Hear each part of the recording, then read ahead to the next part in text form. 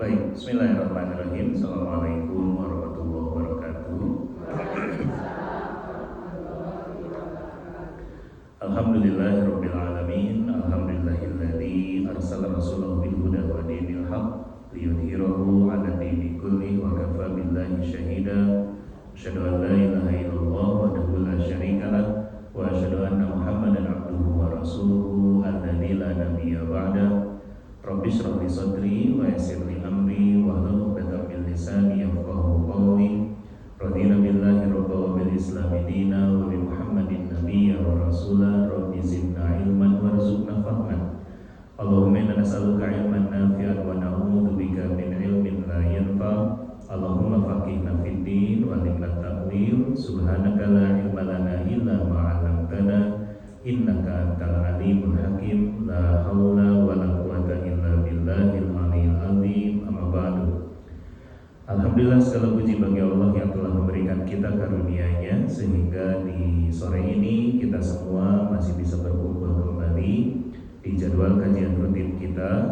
Maka mudah-mudahan kumpulnya kita di sini tentunya semoga senantiasa tercatat sebagai amal soleh di sisi Allah Subhanahu wa taala, ya. Amin. Salawat serta salam semoga senantiasa tersampaikan kepada suri tauladan kita baginda Rasulullah Muhammad sallallahu alaihi wasallam, pada keluarganya, sahabatnya, dan mudah-mudahan sampai kepada kita umatnya hingga akhir zaman. Amin. Ibu sehat? Alhamdulillah. Rada minum ya sekarang? Alhamdulillah. Oke, kita mulai dulu dengan membaca Al-Fatihah sama-sama. 1, 2, 3. A'udzu billahi minasyaitonir rajim. Bismillahirrahmanirrahim. Alhamdulillahi rabbil alamin. Ar-Rahmanir-Rahim. Maliki yaumiddin. Iyyaka na'budu wa iyyaka nasta'in. Ihdinas siratal mustaqim. Siratal ladzina an'amta 'alaihim ghairil maghdubi 'alaihim waladdallin. Amin. Hari ini sudah tanggal 17 Zulhijjah, ya. Selalu pengingatnya adalah istiqomah dalam ketaatan, ya, karena kita masih berada di bulan haram, masih berada di bulan yang mulia. Maka hasil dari kurban, hasil dari Idul Adha yang benar adalah menjadikan kita semakin taat, ya, kepada Allah, menjaga kesolehan kita. Sudah kita bahas ya kemarin, ya. Ibu buka dulu surat Al-Hajj ayat ke-34.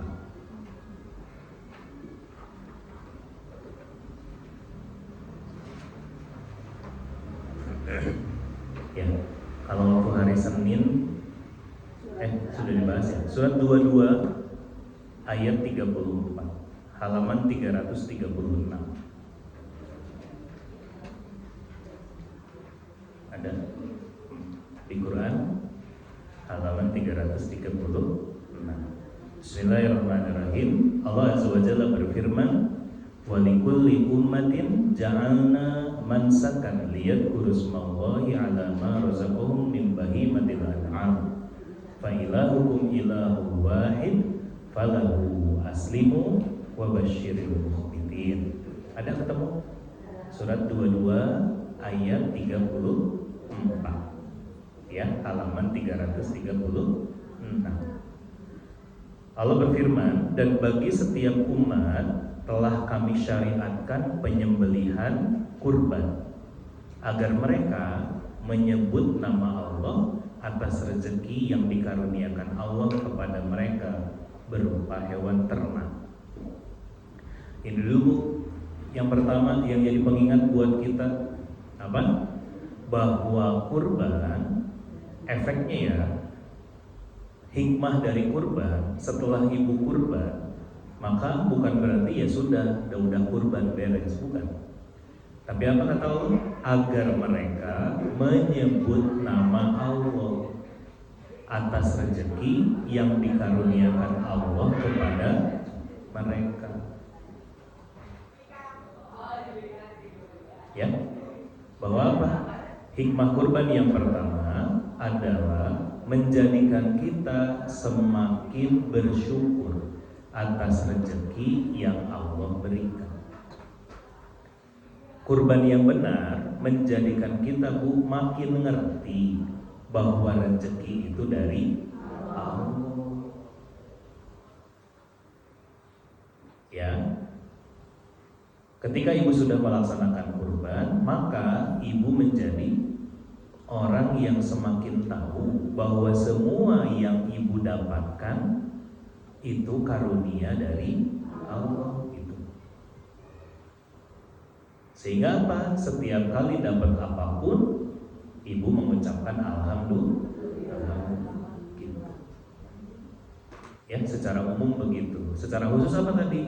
Tadi kalimatnya di Qurannya dibilang berupa hewan ternak, termasuk yang paling utama dari mana? Waktu kemarin kita bisa kurban, itu juga harus disadari bahwa itu teh dari Allah.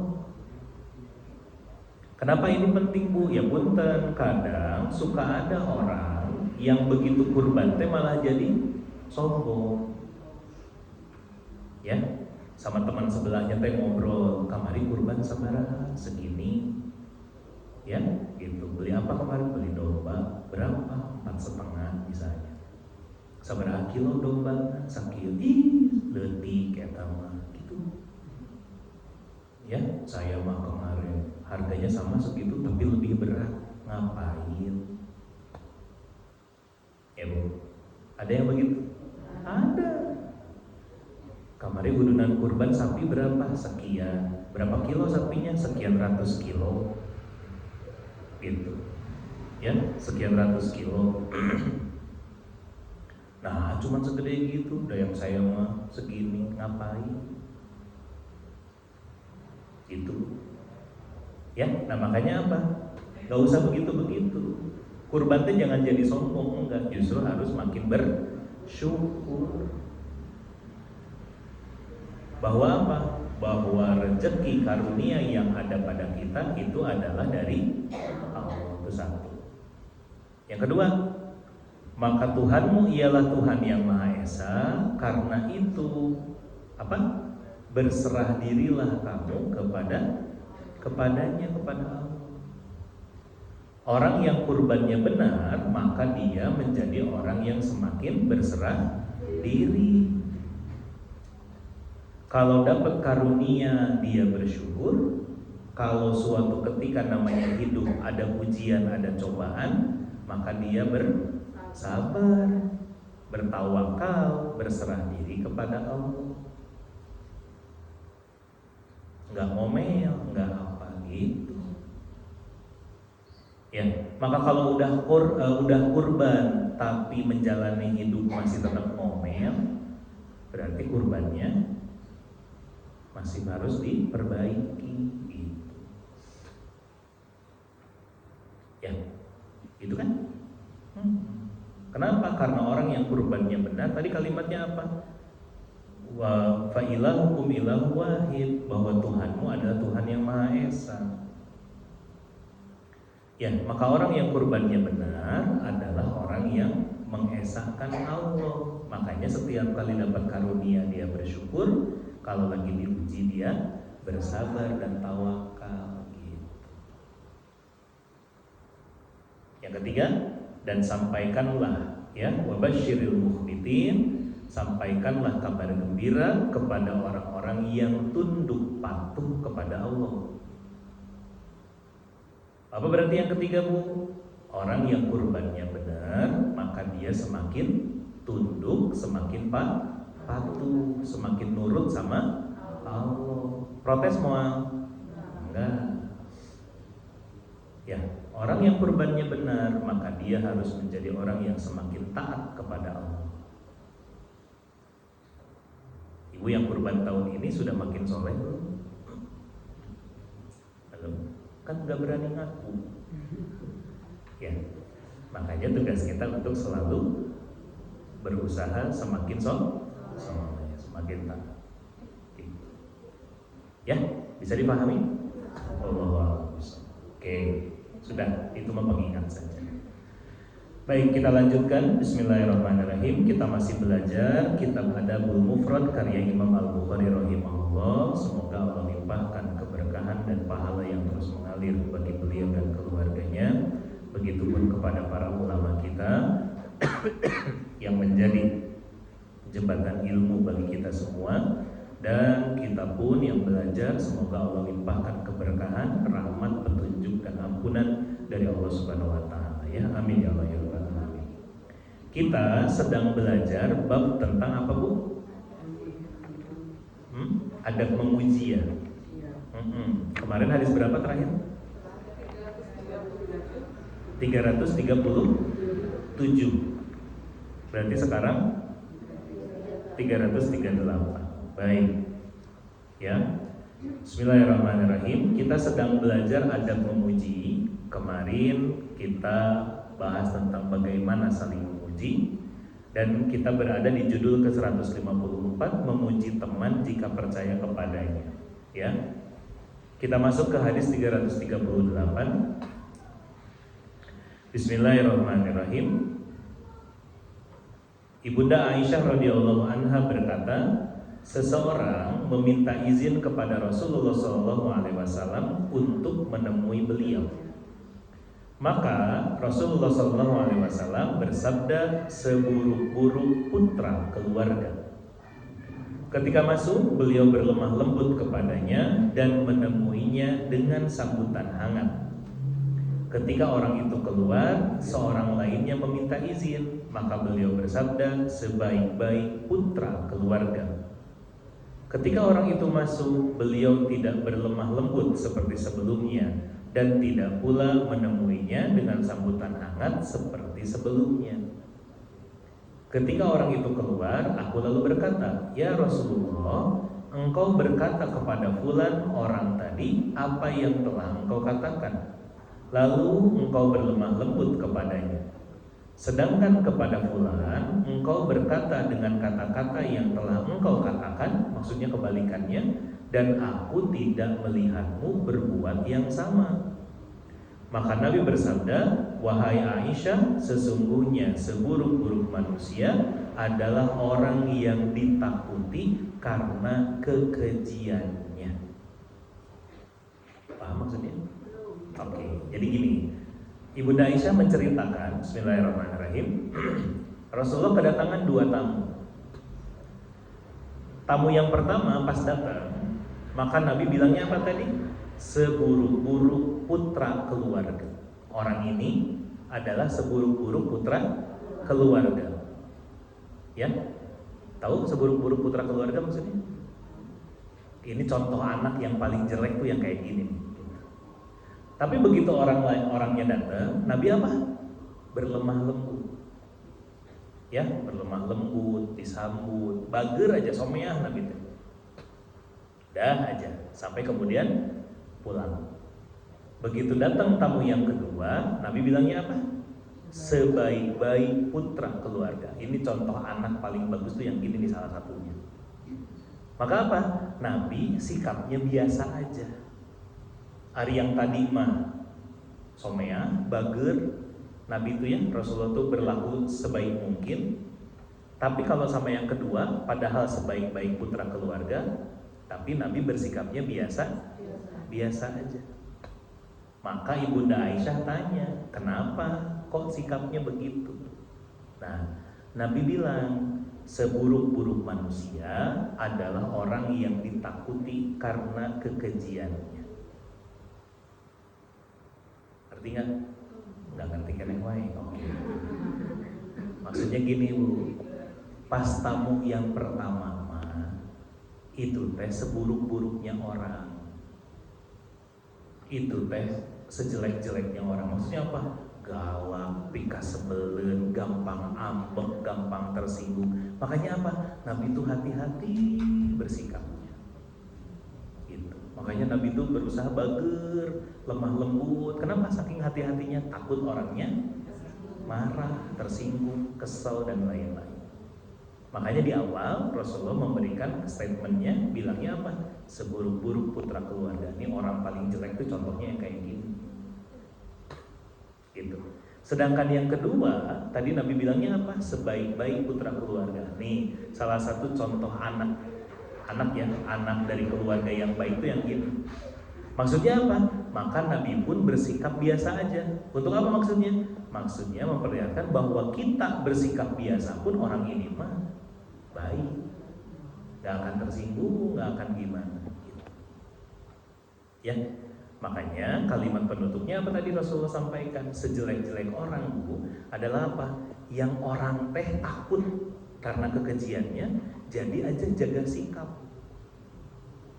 Jadi aja hati-hati. Akhirnya apa? Sikapnya, perilakunya dari kitanya bersikap palsu. Ngerti nggak? Ya, misalnya apa? Ibu kedatangan orang berkuasa lah, apapun itu jabatan, ya. Tapi terus dibilangin sama ajudannya, Bu, tolong hati-hati ya. Pokoknya mah nggak boleh ada yang jelek sedikit pun, kalau enggak nanti si orang ini teh jadi marah. Kan kita tuh jadi takut, wah pokoknya mah nggak boleh ada yang salah aja. Nah, yang gitu tuh seburuk-buruk orang justru.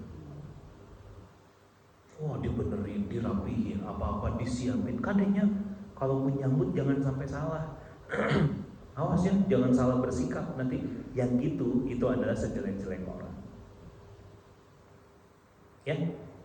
Tapi justru orang yang baik itu yang gimana Bu? Yang orang lain itu bisa sikap biasa aja sama orang tersebut.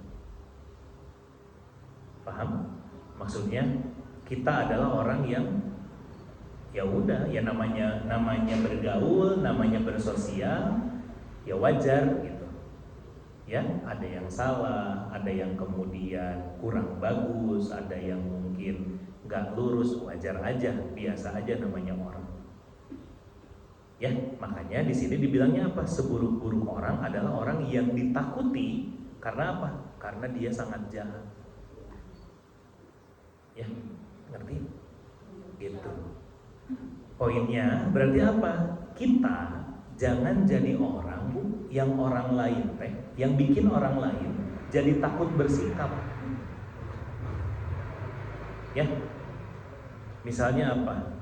Misalnya ketika ibu ngaji nih begini, ibu mah kudu harus segala disediain. Ya. Ibu mah nggak mau kalau kipas angin teh tarik teuing teh ambek ibu mah. Kalau kipas angin teu hurung ibu ambek. So, serba salah nggak yang begitu? Nah, itu yang gitu tuh. Ya. Akhirnya sieun gitu. Ya. Misalnya kita mau kedatangan ibu pejabat apapun itulah. Ya, terus dibilang, "Ibu, nanti ada ibu pejabat mau ikut pengajian di sini, hati-hati. Kipas tong tarik teuing, bisi tiris, tapi tong dipareuman, bisi hareuna." Riweuh kan? Nah, yang gitu teh jangan gitu maksudnya. Paham? Kita jangan jadi orang yang begitu, Bu. Ya. Kenapa? Karena yang kayak gitu nyusahin orang. Oke, kita lihat dulu kandungan hadisnya. Bismillahirrahmanirrahim. 1. Bolehnya berbasa-basi dan memuliakan seseorang karena khawatir mendapatkan keburukan dan kekejian orang tersebut, selama tidak sampai mencoreng agama Allah. Ibu pernah bahasanya apa ya? Pernah berwajah palsu? daripada jadi jelek? Pernah? Ustaz udahlah pokoknya mah senyum we pokoknya mah daripada kayak jadi masalah kan gitu. Nah yang gitu maksudnya teh yang gitu ya, udahlah pokoknya mah iyahin aja daripada nanti jadi riweuh tah gitu. Itu maksudnya. Ya, jadi bersikap seperti itu kandungan hadis yang pertama menyampaikan boleh bukan untuk kemudian palsu ya, bukan. Tapi maksudnya apa? Yang kita hindari adalah daripada mudorot gitu. Ya? Paham? Misalnya apa? Misalnya mau ada pemeriksaan masjid, ya kosongin ini teh. Ternyata pas orangnya udah mau datang ada bungkus permen, ya. Kadeta ibu nusok pengajian tapi makan permen bawa deui sampah nanya, gitu.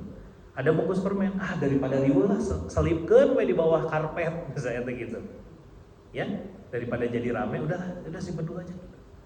Nah, yang gitu-gitu teh dibolehkan. Untuk apa? Daripada mudorotnya jadi lebih banyak. Gitu. Yang kedua, bolehnya membicarakan seseorang yang sudah terkenal kefasikan dan kekejiannya. Ini termasuk jawaban untuk gimana hukumnya ngomongin pejabat yang korupsi. Ada kan pejabat korupsi? Ada, sok diomongkan tuh. Sok, boleh nggak? Boleh. Karena itu mah sudah jadi berita. Itu nyangkanya ternyata si orang itu teh begitu teh ternyata gitu. Ternyata dia teh jadi sumber kekacauan misalnya. Ternyata dia teh ngambil haknya rakyat gini. Nah itu boleh. Itu nggak masuk ghibah. Ya, itu tidak masuk kepada ghibah atau fitnah. Kenapa? Karena itu memang semua orang sudah tahu. Ya, apalagi kalau misalnya dibicarakan untuk sebagai kebaikan. Maksudnya apa? KDA. Misalnya kita punya saudara yang mau masuk ke lembaga tersebut.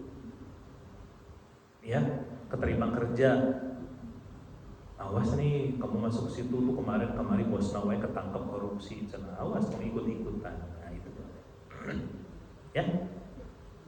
Baik. Yang ketiga, perbedaan antara mudaroh dan mudahana. Nih, tandain ya. Mudaroh adalah mengorbankan perkara dunia untuk memperoleh kebaikan dunia atau agama ataupun keduanya sekaligus. Itu mudaroh namanya. Ya, bahasa gampangnya biar gak mudorot mending mudaroh. Apa mudaroh tuh tadi Bu? Ya udahlah, kita mah baik aja depan dia malah daripada nanti jadi masalah. Ya. Ibu dikunjungi sama ibu direktur misalnya. Ya, ibu bos misalnya. Ibu teh tahu padahal mah ibu teh kesal sama orang ini. Tapi apa? Begitu ketemu senyum. Ibu mau kemana? Padahal ibu teh kesal. Ya. Kenapa? Karena kalau ibu menampakkan kebencian ibu, misalnya protes atau gimana, salah bersikap aja, itu teh bisa jadi perkara buat pekerjaan suami ibu di kantor, misalnya gitu. Kan ada yang begitu ya. Udahlah senyum aja lah pokoknya mah, ya sudah apa-apa. Ya. Sedangkan mudahana adalah meninggalkan dan menelantarkan agama untuk memperoleh kepentingan dunia. Nah ini mah nggak boleh. Makanya tadi Bu, kandungan hadis nomor 1 batasannya apa tadi? Boleh basa-basi selama tidak sampai mencoreng agama atau mengorbankan syariat. Ya. Ternyata bosnya teh non muslim, ibu diminta untuk buka kerudung, udah nggak usah. Tapi dia senangnya begitu, jangan diikuti. Ya. Atau si bosnya teh melarang ibu untuk sholat teh heula bae. Ya. Tapi kalau misalnya hanya untuk ya sudahlah, cuma disuruh senyum doang, ya udahlah, cuma disuruh ngambil ini dan itu, misalnya tolong bawain ini dan itu, ya sudah ikutin aja gitu, nggak apa-apa. Ya, asalkan apa? Asalkan jangan sampai menelantarkan atau mengorbankan agama untuk kepentingan dunia. Itu yang nggak boleh. Ya. 4. Hadis ini menyebutkan satu tanda di antara tanda kenabian, bahwa apa yang dikatakan oleh Nabi tentang orang tersebut betul-betul tepat. Orang tersebut di kemudian hari telah murtad dari Islam dan menjadi tawanan perang di zaman Abu Bakar As-Siddiq radhiyallahu anhu. Maksudnya apa? Rasulullah itu tahu tentang siapa? Tentang orang-orang yang memang mana yang baik, mana yang buruk. Dan ternyata yang tadi disebutkan di awal tentang seburuk-buruknya putra keluarga, benar ternyata di masa yang akan datang ternyata murtad gitu. Oke? Nah, apa poinnya buat kita? Buat kita adalah satu, jangan jadi orang yang bikin orang lain harus bersikap palsu sama kita. Ya, jangan kita jangan sampai jadi orang yang bikin orang lain itu jadi bersikap secara terpaksa. Jangan. Takutnya apa? Takutnya memang kita itu masuk kategori keji. Ya. Yang kedua, berkaitan dengan bahasan kita, maka apa? Dibolehkannya untuk memuji ya berdasarkan memang karakter orangnya masing-masing. Kalau yang salah ya dibilang salah, kalau yang baik ya dibilang baik, yang benar dibilang benar.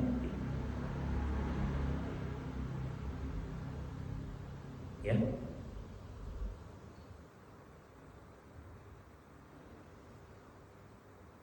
Yang ketiga, tapi ini tidak berlaku dalam urusan menuntut ilmu. Ibu harus jaga sikap nggak dalam menuntut ilmu? Iya nggak? Harus kan? Ibu teh sing siremen sebetulnya mah, tapi nggak berani selonjor. Kenapa? Bisite sopan, ya kan gitu. Maka apa? Ya itu mah bagian dari adab menuntut ilmu. Makanya ibu mah tunduk, oke, ditahan-tahan. Ya nggak? Bener? Meskipun ujungnya ketiduran juga nggak apa-apa. Ya, udah biarin aja. Oke, sudah. Kita lanjutkan dulu. Bismillahirrahmanirrahim. Hadis 339. Menaburkan tanah ke wajah orang yang memuji. Dari Abu Ma'mar, ia berkata, seseorang berdiri memuji salah seorang amir atau pemimpin, Al-Miqdad bin Al-Aswad, lalu menaburkan tanah ke wajahnya seraya berkata, kami diperintahkan oleh Rasulullah untuk menaburkan tanah pada wajah para tukang puji. Tandain, menaburkan wajah kepada para tukang puji, tukang pujinya itu. Siapa tukang puji, Bu? Muddahin atau muddahun itu, coba lihat penjelasan katanya, orang yang mata pencahariannya memuji manusia, baik dengan pujian yang benar atau pujian palsu. Ya, kalau nggak begitu tuh nggak makan gitu. Paham? Udah tahu barangnya nggak ada, masih dibelain. Ada ya begitu? Nah, udah tahu salah, masih aja dibelain gitu. Yang gitu, kalau dari hadis nabinya diperintahkan apa? Taburkan tanah ke wajahnya. Maksudnya baledog pakai pasir, Bu. Ya, ambil pasir dan tanah gitu, lemparin gitu. Ya, penjilat betul sama dengan penjilat, sama orang yang tukang puji. Kenapa? Mujinya udah berlebihan. Ya kalau Rasulullah kan tadi di hadis sebelumnya apa? Kalau yang jelek jelek aja. Ya, gitu, jelek mah jelek aja. Nah, kalau kita ketemu sama orang yang tukang puji berlebihan, maka apa? Lempar wajahnya pakai tanah. Lihat kandungan hadisnya. 1. Ancaman bagi orang yang suka memuji dan anjuran untuk melarang orang yang senang memuji. Dan anjuran untuk melarang, ya. Karena orang tersebut menyebabkan orang yang dipujinya menjadi sombong dan terperdaya oleh dirinya sendiri. Tuh. Di pertemuan sebelumnya kita belajar bahwa kalau muji orang harus apa, Bu? Jangan berlebihan. Apalagi lihat karakter orangnya, pantas dipuji nggak? Kalau kan ada orang yang dipuji sedikit langsung sombong, nah itu mending nggak usah sekalian. Atau ada orang yang ya dia mah kalau dipuji gitu mah bager dah, tapi kalau sudah berlebihan baru sombong kan. Nah itu berarti apa? Maka memujinya pun harus sesuai dengan takarannya. Nah yang bahaya adalah kalau kita ketemu sama orang yang makannya atau duitnya itu, penghasilannya itu dari muji-muji orang. Nah itu nggak boleh. Ada kan zaman sekarang pekerjaan begitu? Ya, gitu. Wah, muji berlebihan. Apapun yang dari dia disebutnya baik aja.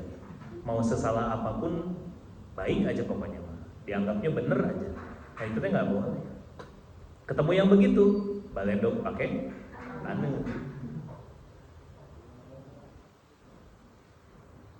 Ya, apa? Karena efeknya apa, Bu? Kalau ada orang yang muji berlebihan,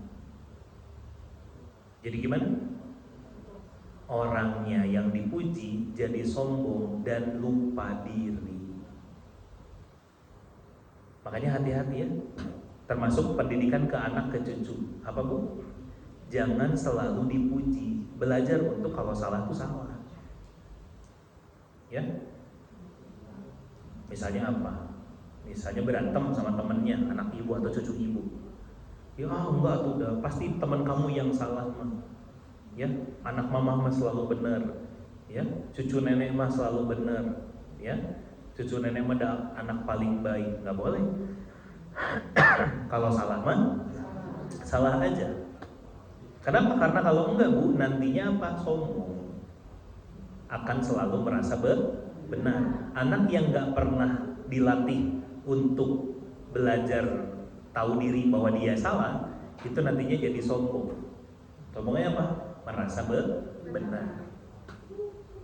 Ya. Makanya termasuk satu lagi, kebiasaan ABS itu nggak boleh. Apa ABS? Asal Bapak senang. Ya, kalau sama bos mah enggak, pokoknya mah yang Bapak putuskan itu benar. Pokoknya mah, itu nanti lupa diri tuh. Akhirnya apa? Enggak mau disalahkan. Ya, jadi dia lupa diri, nantinya jadi sombong. Kenapa? Lupa diri bahwa dia tuh manusia. Termasuk itu juga yang jadi pelajaran buat kita, Bu. Kita meskipun sebagai orang tua, maka harus selalu sadar diri dan kita teh bisa salah. Makanya kalau ibu dikoreksi, jangan marah. Ya, Mama ini kayaknya sayur belum pakai garam deh. Mual mungkin. Mama tuh masak sayur ini udah berpuluh-puluh tahun, mual mungkin salah. Ya, Mama tuh berpengalaman puluhan tahun masak sayur ini. Gak mungkin salah. Mama adalah tukang bikin sayur terbaik sedunia. Ya, pokoknya udah kamu jangan ikut campur. Ini masakan Mama. Pas ibu cobain, haleluya. Nah itu bahaya. Makanya apa? Ya gitu. Cik cobain dulu. Kan gitu, apa susahnya sih? Ada nggak Bu orang yang ketika dikoreksi gitu terus nggak mau ngaku salah? Ada. Kenapa? Karena nggak terbiasa. Ya. Dari mana yang gitu? Terbiasanya tadi salah satunya pekerjaannya orang tukang muji itu yang rusaknya begitu kan. Makanya ya, salah satu budaya yang harus dibiasakan di kita adalah kalau salah aja, mau siapapun itu. Ya, abang pejabat tuh menang salah, nggak bisa, salah masalah aja, ngelanggar aturan ya ngelanggar aturan. Ya, termasuk kalau ibu melihat saya melanggar aturan, tegur. Kan biasanya tuh wani, ya kan, salah masalah aja. Ustaz punten kayaknya salah. Oh iya Bu, nomor gitu. Ya, mau kemudian cek Ustaz teh cirian si ibu eta nyalahkeun, gitu nggak mau. Ya, itu yang pertama. Yang kedua, aturo, kata turo adalah kinayah atau kiasan yang digunakan oleh Nabi untuk menunjukkan kerugian dan terhalangnya seseorang dari kebaikan. Ya, seperti sabda beliau, apabila dia datang kepadamu untuk meminta harga anjingnya, maka penuhilah telapak tangannya dengan tanah. Ya, maksudnya melempar dengan tanah ini juga berarti kiasan, Bu. Maksudnya apa? Kalau nggak ada di tanah, atau di kita kan bukan jadi budaya ya. Ngelihat yang muji-muji dilempar pakai tanah kan bukan jadi budaya. Maka apa? Tunjukkan dengan cara yang lain. Misalnya, ibu bersama dengan orang yang tukang puja-puji begitu kan? Begitu dia tuh, bapak mau cek ibu mulai muji ya mah. Maka apa yang ibu lakukan? Kan menaburkan tanah mah nggak ada, ya, dan menuju di hotel ibu teh, ya. Terus gimana dong? Ibu boleh tunjukin bahwa ibu nggak suka dengan itu. Apa misalnya, ibu pergi, bari ngaleos, bari ngomong, udah mulai nih puja-puji, misalnya gitu. Ya, tukang puji beraksi, gitu kan, pergi aja ibu teh. Intinya apa? Memperlihatkan kepada kita, memperlihatkan kepadanya bahwa kita nggak suka dengan perilaku itu. Kenapa Bu? Alihkan. Udah. Jadi jangan justru malah diantep, jangan.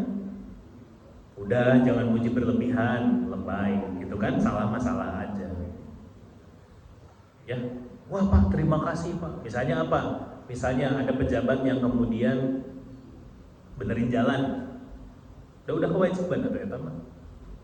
Ya, duit rakyat ngebenerin jalan. Terus orangnya datang berkunjung, wah Bapak terima kasih. Kalau nggak ada Bapak ini jalan tuh nggak akan lebay ngapain? Udah aja biasa aja.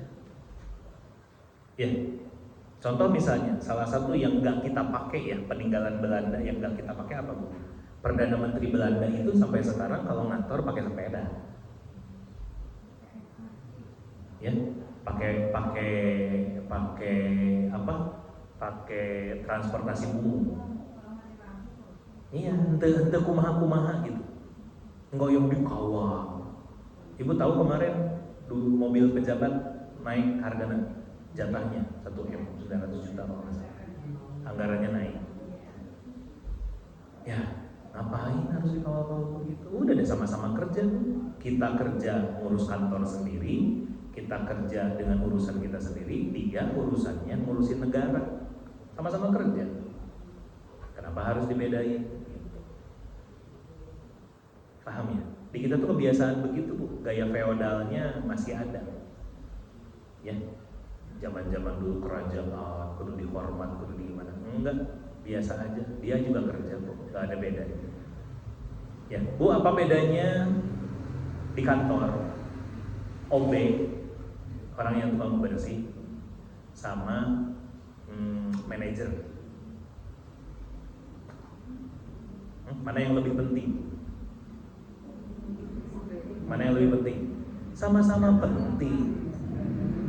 Ya, manajer ngantor, terus kantornya nggak ada yang nyapuin, mau apa? Kotor, mau nyapu sendiri? Maka berarti jangan merendahkan orang lain, kan gitu. Ya, nggak usah. Bu, kenapa ada orang jadi bos? Kenapa ada orang jadi bos? Karena ada karyawan. Maka kalau jadi atasan nggak boleh sombong, karena kamu jadi atasan karena ada bawahan gitu. Bener nggak? Iya. Nggak usah sombong. Setiap orang punya pekerjaannya masing-masing. Jadi gimana? Nggak usah puja-puji berlebihan tuh nggak usah. Ya. Kenapa saya di sini ngajar? Karena ada ibu mau dengerin. So kosong masjid. Ya, nggak akan kepake. Bener nggak? Maka yang jadi guru nggak boleh sombong, yang jadi murid apalagi jangan sombong. Gitu, sama-sama aja. Paham ya? Nggak usah berlebihan. Dan kita punya urusannya masing-masing gitu. Oke? Jadi gimana dong? Balik lagi. Makanya memuji boleh ya, pinter, alhamdulillah, turun, baik dan lain-lain, boleh nggak apa-apa. Ya, tapi bukan berarti memuji berlebihan. Kan bapak suka muji ibu kan? Ih, mama cantik deh hari ini. Kan gitu, udah gitu hukum. Kan ibu nusok berlebihan, deui atau deui. Panjangan gitu hukum, deui. Ya kan? Iya, mama cantik hari ini. Cantik hukum, cantik, baik. Naon deui atuh? Eta we heula tuh. Ya. Ya. Tapi kalau sok ujuk-ujuk bapak bilang ke ibu, mama, engkau adalah bagaikan rembulan di malam hari. Oh? Matahari aja eleh tuh mama. Ya, saking glowingna mama teh. Nerima enggak? Enggak, lebay cek ibu. Ya kan gitu. Paham? Iya, udah aja biasa aja. Termasuk ibu juga ke bapak begitu. Insya Allah suamiku menikasep mereka masjid. Iya kan? Gitu menikasep, mudah-mudahan Allah terima amal ibadahnya, Allah ampuni dosa-dosanya, dilapangkan kubur. Naon ngadoakeun? Salah leuwih cek ibu kan gitu. Ya. Gak usah berlebih. Papa adalah cowok terganteng buat mama. Artis Korea oke eleh. Baik. Ya. Yang ketiga, kandungan hadisnya, larangan ini tidak mencakup seseorang yang memuji perbuatan baik temannya dengan tujuan agar ia semakin giat melakukan perbuatan baik sejenisnya, serta untuk mendorong atau memotivasi orang lain agar meniru kebaikan temannya. Tuh, kalau muji yang secukupnya boleh, yang penting semangat. Ya, cucu ibu misalnya, nenek aku nggak bisa kerjain PR yang ini, ya udah nggak apa-apa, sok belajar. Ya, dan cucu nenek mah pinter, nggak apa-apa, belajar aja dulu. Awalnya juga nggak bisa, tapi nanti lama-lama bisa. Sok, dan cucu nenek mah anak pinter, anak baik, sok belajar. Boleh gitu. Ya, gitu. Jadi hanya untuk menyemangati, untuk kemudian memotivasi itu boleh. Ya. Oke. Kenapa? Karena tugasnya adalah untuk bisa menyeimbangkan. Ya. Karena gini Bu, ada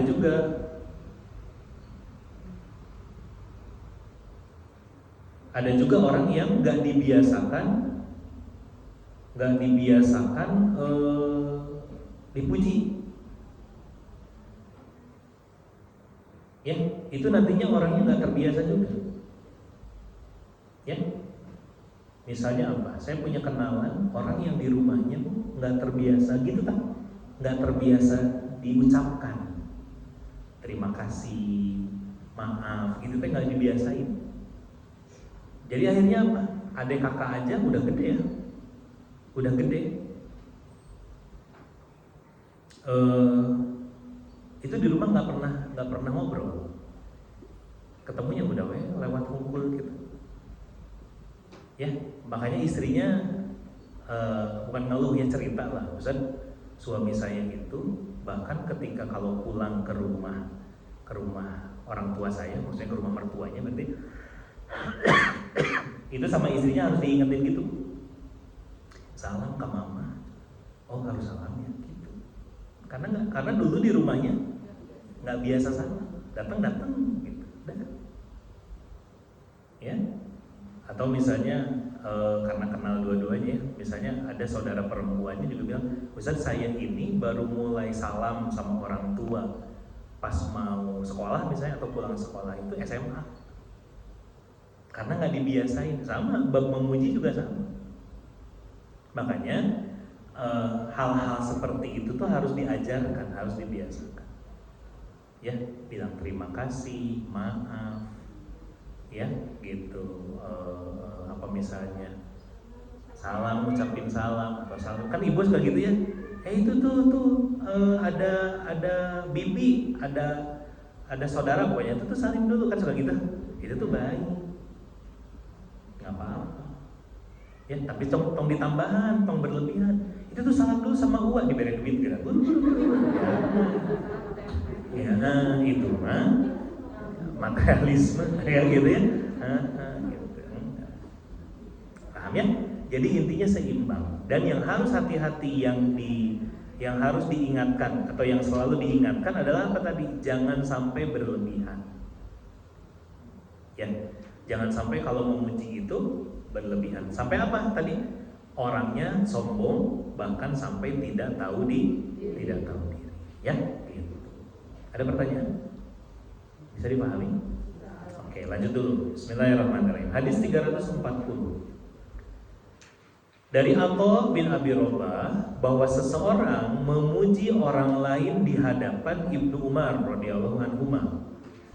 Lalu Ibnu Umar menaburkan tanah pada mulutnya dan berkata, ya, Rasulullah SAW bersabda, jika kalian melihat para tukang puji, maka taburkanlah tanah ke wajah mereka. Tuh, kalau tadi kan di hadis sebelumnya kiasan, tapi para sahabat dan para tabi'in itu melakukannya, memang benar-benar diawurkeun tanah gitu. Ya, makanya tadi intinya buat kita adalah tunjukkan kalau kita nggak suka sama perilaku orang yang suka memuji berlebihan. Tapi ini jangan ibu praktekin ke suami ya, jangan. Mama, engkau adalah wanita tercantik di dunia ini. Ya, tiada yang lebih, terus baledoku ibu teh, ya, utana gitu. Jangan. Nanti jadi perang dunia ketiga, ya.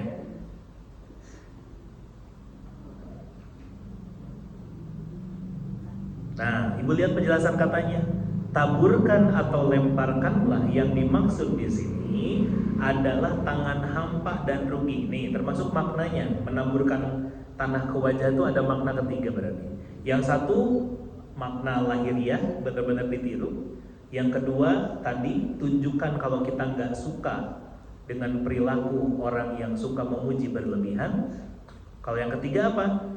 Biarkan orang yang suka memuji kembali dengan tangan hampa dan jangan diberi apapun. Tuh, maksudnya itu. Maksudnya apa, Bu? Kalau ibu tahu ada orang yang suka memuji berlebihan, jangan didukung. Ya, makanya nih hati-hati nih zaman sekarang. Apalagi kita kan salah satu melihatnya kan di medsos, ya. Gitu. Siapapun itulah, nggak cuma satu orang. Ya, siapapun itu. Ibu kalau ngelihat ada yang baik banget, ya udah secukupnya aja, ibadahnya, iya, udah. Kenapa? Karena namanya manusia, bisa melakukan kesalahan kan? Bisa. Bisik kita nanti malah jadi kecewa. Ya, jangan dipuji berlebihan karena pasti punya kekurangan. Itu aja. Ya, jadi jangan dipuji berlebihan. Oke? ketika ada kebaikan, ya udah alhamdulillah dipuji aja, dipuji secukupnya. Ya bagus ya program teh. Ya dari pejabat yang ini mah. Udah secukupnya. Untuk wah bener yo. Iya karek ya Bapak aing ya. Udah aja.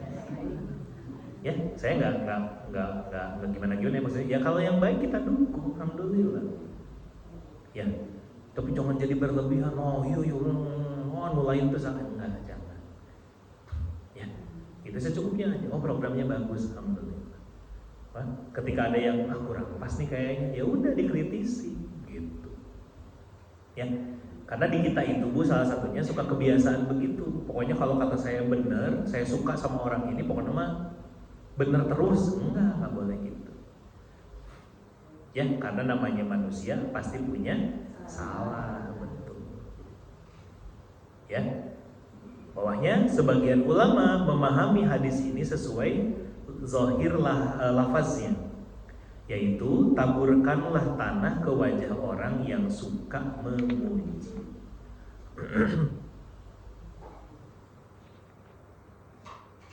Ya. Gitu. Jadi gimana? Tadi intinya apa? Tunjukkan kalau kita nggak suka dengan orang yang memuji berlebihan, ya. Dan jangan sampai orang yang memuji berlebihan itu dapat atau dikasih panggung, Bu, jangan.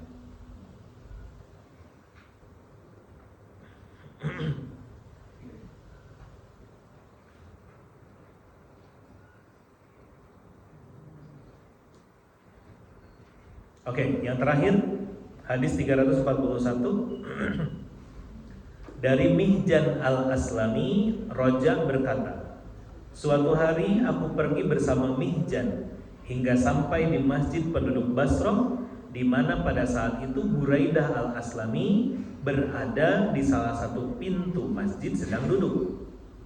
Di masjid itu pun ada seseorang yang bernama Sakbah yang sedang sholat lama sekali. Ketika kami sampai pada pintu masjid di mana Buraidah ada di sana, sementara Buraidah adalah orang yang suka bergurau. Ia berkata, wahai Mihjan, apakah engkau sholat seperti sholatnya Sakbah? Mihjan tidak menjawabnya dan ia lalu pulang. Mihjan lalu berkata, sesungguhnya Rasulullah SAW pernah memegang tanganku, mengajak lalu kami pergi bersama. Kami lalu menaiki bukit Uhud, kemudian memandang ke kota Madinah. Beliau lalu bersabda, betapa kota ini terancam bahaya. Dia ditinggalkan oleh penghuninya dalam keadaan paling makmur. Dajjal mendatanginya lalu mendapati malaikat di setiap pintunya, maka dia tidak dapat memasukinya. Lalu beliau turun kembali. Ketika kami sampai di masjid, Rasulullah SAW melihat seseorang melaksanakan sholat, sujud dan ruku. Rasulullah SAW lalu bertanya kepadaku, siapa ini? Lalu aku mulai memujinya. Wahai Rasulullah, dia adalah fulan dan dia adalah begini begitu dipuji. Maka Nabi bersabda, cukup, jangan engkau memperdengarkannya atau engkau akan membinasakannya. Beliau lalu pergi. Ketika sampai di kamarnya, beliau seakan-akan meniup dua tangannya sambil bersabda, sesungguhnya agama kalian adalah agama yang terbaik, adalah yang paling mudah. Sesungguhnya agama kalian yang terbaik adalah yang paling mudah. Beliau mengucapkannya 3 kali. Apa poinnya? Nabi gak suka sama orang yang muji berlebihan. Satu. Dengan apa? Bukan gak suka sama orangnya, tapi gak suka sama sikapnya. Makanya apa? Kalau itu dilakukan, maka Nabi langsung bilang apa? Cukup, berhenti, jangan berlebihan, dah stop. Mujinya udah segitu aja cukup. Ya, kenapa Bu? Tadi lihat kandungan hadis yang pertama, larangan memuji dalam hadis. Ya tadi, cukup jangan engkau memperdengarkannya atau engkau akan membinasakannya. Dipahami sebagai pujian yang berlebih-lebihan terhadap seseorang dengan sesuatu yang sebenarnya tidak ada pada orang tersebut. Nah, garis bawah itu. Maksudnya gimana Bu? Apalagi kalau mujinya adalah yang tidak ada pada orang tersebut. Ya, wah ini mah pokoknya baik, pinter, ini apa itu segala disebutin. Padahal ente, nah itu nggak boleh. Atau larangan terhadap pujian yang dikhawatirkan menyebabkan timbulnya ujub dan merusak hati orang tersebut. Ya, makanya terkadang muji juga secukupnya aja. Contoh, misalnya ya, ini mah contoh. Misalnya ada yang nyumbang, ini karpet masjid nih semuanya diganti. Ya, semuanya diganti sama orang tersebut. Ya, saya ganti nih, ganti semua pakai yang tebal kayak karpet raudong misalnya. Ganti. DKM nganuhunkeun teu? Pasti berterima kasih. Maka berterima kasih pun secukupnya aja. Ya, Bapak dan Ibu terima kasih atas sumbangannya. Semoga jadi pahala jariah, semoga jadi amal soleh, semoga jadi kebaikan dunia akhirat. Cukup. Jangan, ya ini karpetnya sebenarnya udah bertahun-tahun. Wah kalau nggak ada Bapak tuh pokoknya nanti mungkin kita nggak tahu dapat karpet dari mana. Ya, kalaupun ada yang gantiin pasti karpetnya nggak akan sebagus ini. Wah ini karpetnya karpet terbaik, itu berlebihan, nggak usah. Secukupnya aja. Kenapa Bu? Yang tadinya ikhlas takutnya berubah. Ya. Atau yang kedua Bu, kalau orang terbiasa dipuji berlebihan, begitu ada yang mujinya secukupnya, kecewa nggak? Kecewa. Ya. Nah hanya waktu saya ngeganti karpet masjid itu mah dipujinya teh begini, didiemangan gitu hunkul. Nah itu aja udah nggak bagus. Ya, kenapa Bu? Tadi ngerusak hatinya. Paham ya? Makanya tadi memuji itu secukupnya. Dua, berita dari Nabi SAW bahwa sebaik-baik agama Islam adalah yang paling mudah. Dan beliau adalah orang yang senantiasa jujur dan dipercaya. Maksudnya apa? Keislaman yang paling baik adalah yang paling memudahkan. Nggak ribet gitu. Ya, ibu makin ngaji, makin ibadah, makin solehah, maka apa? Ibu makin memudahkan orang lain. Maksudnya, ibu datang terus orang tanya, ibu nanti kita siap, udah nggak usah, seadanya aja. Kan ada Bu orang yang kalau datang teh pengennya disambut, harus ada ini, ada itu, di ini, di itu, gitu. Nggak usah. Ya, memudahkan. Misalnya ibu bertamu dulu sebelum ngaji, ibu kalau bertamu ke rumah orang, ibu mintanya harus ada teh, harus ada kopi, terus harus ada buah-buahan. Kan ibu teh artis ceritanya teh ya. Terus harus ada apa? Surabi misalnya teh, sama bandros misalnya gitu. Nah sekarang mah karena ibu udah ngaji, kalau datang bertamu teh, udah yang ada aja. Nah itu memudahkan.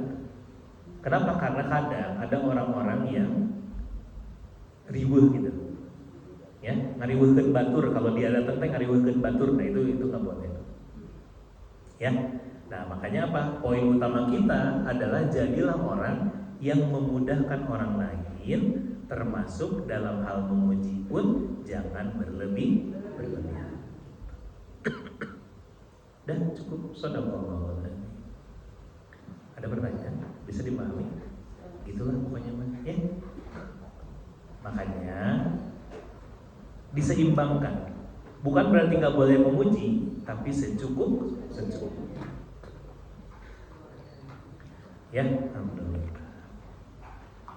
Oke, itu untuk hari ini. Terima kasih. Shadaqallahu alazim. Wa sadaqa rasul karim wa ala dzalika minasyahidin wa syakirin walhamdulillahirabbil alamin.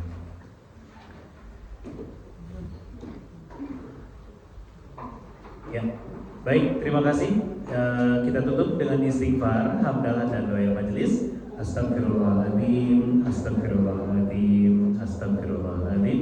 Alhamdulillahirabbil alamin. Subhanakallahumma wa bihamdika, asyhadu an la ilaha illa anta, astaghfiruka wa atubu ilaik. Alhamdulillah. Hatur nuhun. Mohon maaf atas segala kekurangannya. Allahumma fiq ila matariq. Assalamualaikum warahmatullahi wabarakatuh.